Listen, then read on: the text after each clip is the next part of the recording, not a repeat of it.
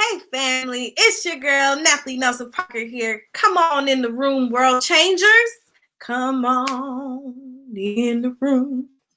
I am excited today because I am giving you all of the tips, the tricks, and the templates that you need to go from zero to funded. Yes, you heard me, world changers. If you are a nonprofit leader or the leader of a church or ministry and you're ready to maximize your mission, increase your funding, and make your nonprofit more profitable, that is why I'm here. So go ahead, like, share, comment, come on in the room. I'll be sharing questions from my inbox today. Today I got a really good question and I wanted to get on the line. So a lot of people kind of ask, why do I write grants? Why am I so passionate about grants? And the reason why I'm passionate about grants, particularly for those of us who are nonprofit leaders or the leader of churches or ministries, you know the weight of frustration that you get when you have a great need in your community, but there's not enough resources to make that happen. There's not enough resources to make that impact. And there's nothing more stressful than a leader than self-funding, right? Taking your personal income and funding your work. And that can come with a whole baggage of its own, right? So grants allow us to create great partnerships with funded organizations and just make a greater impact, right? You need those resources because it's not just about the money, it's about the people, it's about the relationships, it's about the difference that you're able to make in your community. So that's why I'm so passionate about grants. That's why I'm so passionate because it has opened up a world of possibilities for me and has provided just great partnerships with organizations that are doing amazing work. So if you're interested in maximizing your mission, making your nonprofit more profitable, as well as just increasing the funds so that you're able to make an impact, that's why I'm here. That's why I'm sharing all of the resources. So I got an inbox today and someone asked two questions. The first question was, do you write RFPs? And this is a great question, but it's kind of the language is a little off, right? So an RFP is a request for proposals. So if you're in the grant world or you're in the nonprofit world, you want to know what that acronym means. RFP is a request for proposal. What an RFP is a granting organization or a funder will put out an RFP to invite nonprofits to basically put in a proposal for grant opportunity that they have available. So if you see an RFP, that is exciting because they're saying, hey guys, we have this money, we have this funding opportunity, we are inviting you and we are soliciting organizations to apply.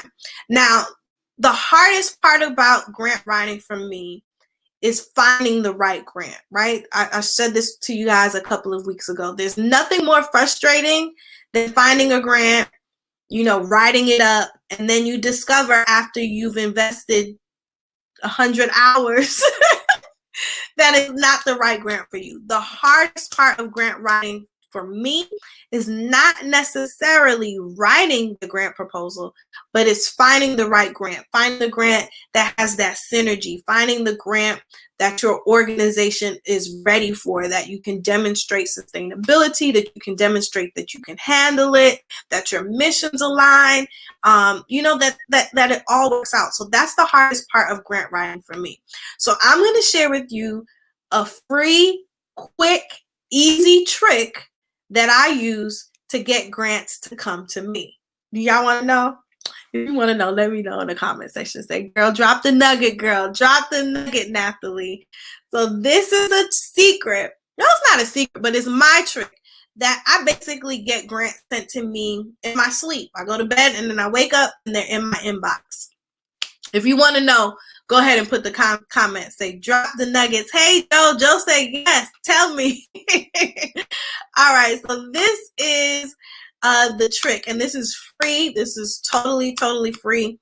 And again, these are grants that are specified for nonprofit organizations, and religious organizations. There's some there as well. All right, so this is how you can get RFPs, requests for proposals, or grant opportunities sent directly to your inbox, quick, easy, and free. All right, I'm going to share my screen with you so that I can walk you through it. And this is, again, such a great resource for me, because a lot of times, you don't know where to go, or you don't know, what grant is going to be right for you. So this process really helps solidify that. So this is called philanthropynewsdigest.org. I'm going to go ahead and put that up for you guys so that you can see that. Philanthropynewsdigest.org. This is a website that really talks about mission-based organizations.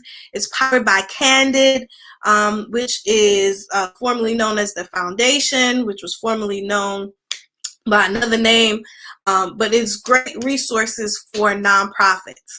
Again, an RFP is a request for proposal. So this is how you can get them sent to you, and you can really do the hard work of niching it down, right? Putting the types of grants that you're looking for and just putting on cruise control and getting them sent to your inbox. So this is how it works, all right? So you're going to go to philanthropynewsdigest.org/RFPs, which means requests for proposals, okay? That's your first step. You're going to go there. Once you go there, then what I need you to do, I need you to go to RFPs, okay? First you're gonna register. I'm already registered, so let me just take you to the process of what that looks like. So you're gonna register, put your name, your zip code, all of that information. Then you create a password. Then you're gonna put your organization name. Make sure that you're a 501c3. What type of 501c3? That's your business, as Tabitha would say. That's your business. Whether you're a community development corp, religious organization, faith-based organization, sorority, school, whatever. This is what I love about philanthropynewsdigest.org. You can niche down specifically to the type of grants that you're looking for. So you can do, if you're focused on programming or projects for African American and Black communities, if you're focused on agriculture, like whatever it is, if you're a new organization and you're trying to develop your board, if you are working with children and youth, like climate change, whatever is the field of interest, you will fill that out. Education, like whatever it is, you fill that out. And then guess what, honey? You go to bed, you wake up, and RFPs are in your mailbox. It's that simple. That is the easiest way to get grants to come to you. All right? That's all I have for you. I just wanted to share that tip. That was the question. Oh, the second question she asked. So that is, what is an RFP? Do you write RFPs? We don't write RFPs. Funding organizations write RFPs. And then you write compelling grant applications and proposals to be able to receive that funding. That's how that works. So again, you go to philanthropynewsdigest.org/RFPs. You put in your information. You niche down what is the specific area that you're looking to fund. And then when you wake up in the morning, you'll have those RFPs in your inbox. Awesome. Thank you for the hand claps. You know I'm an extrovert. I do appreciate that a lot. The second question she asked was, what do you charge to write a grant? Now, there are tons of grant writers out there. Everybody has their own process, but grant writing is not like going to McDonald's and getting something off the value menu, right? Every grant is not considered equal. Every organization is not at the same place. So how much a grant writer charges for a grant proposal is really going to depend on three things. One, where your organization is, right? So are you grant ready? Are you even at the place to apply for a grant? Two, it's also going to depend on what are you trying to fund, right? A $1,000 grant versus $100,000 grant or $1 million grant is going to require a lot of different aspects, time, managing, right? Because that's not one person won't be writing $1 million grant, right? There's going to be your accountant that needs to provide information, and your programmer and your executive director. So that is a different level of commitment. So again, it depends on where your organization is. It depends on what you're writing the grant for. And then the last thing is, how much money are you trying to raise, right? So all of those are different factors. So I will encourage anyone who's interested in getting a grant writer. One, I tell you, you need to learn to do it yourself, because if you can read, you can write a grant. But if you're so compelled and you want to get a grant writer, then you definitely need to think about those 3 things before you ask for, what their rate is, right? It's very important that a grant writer really gets a scope of understanding of who your organization is, what you're trying to do, what your history is, what your budget looks like, and what you're trying to fund before they quote you anything. Now, if it's a situation where you just want a grant writer on retainer, then that's different. But you want to, again, be very, very careful that you have a really good conversation with that grant writer before you contract work. So there's a specificity in what you're trying to accomplish. All right. So those were the 2 questions today that I got in my inbox. What is an RFP? Which means, where do you find requests for proposals so that you can get grants? And then the second one is, how much does a grant writer charge? And that's really relative based on the organization. I'm super excited because we're in the midst of grant writing, and I'm so excited about some of the projects that are happening. We're leveling up. We appreciate all of your support and prayers as we do that. But I'm also here for you. So if there's any way that I can assist in your grant writing or funding journey, please do not hesitate to drop a message in the comments or in my inbox, because I'm here to serve you.